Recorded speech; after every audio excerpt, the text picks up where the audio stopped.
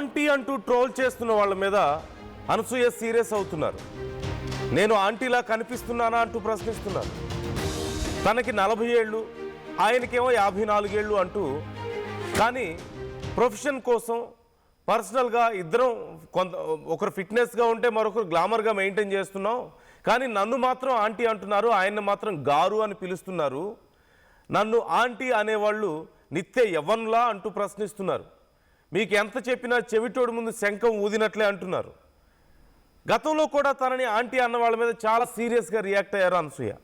ఇప్పుడు ఎక్కడో మొదలైన విషయం అటు తిరిగి ఇటు తిరిగి ఇప్పుడు అనసూయ చుట్టూ తిరుగుతోంది. ఒక ప్రముఖ నటుడు చేసిన కామెంట్స్, అక్కడి నుంచి ఎవరెవరు ఎలా రియాక్ట్ అయ్యారు అనేది మనందరికీ తెలిసిందే. ఆ విషయం మీద అనసూయ చాలా సీరియస్గా రియాక్ట్ అయ్యారు. అక్కడి వరకు బాగానే ఉంది.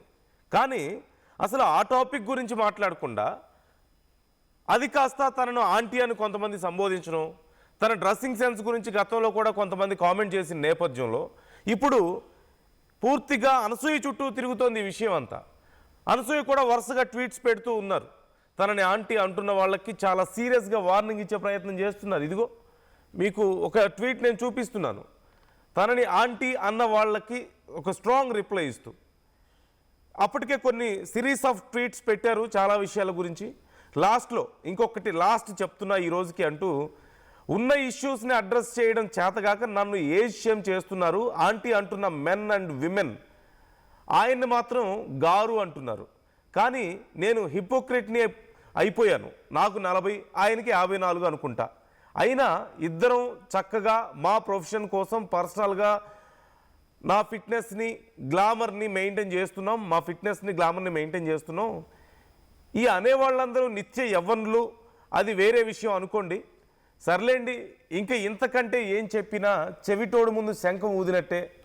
Merry Christmas, it's another day to celebrate, have a good food, spend happy time with our loved ones, let's get back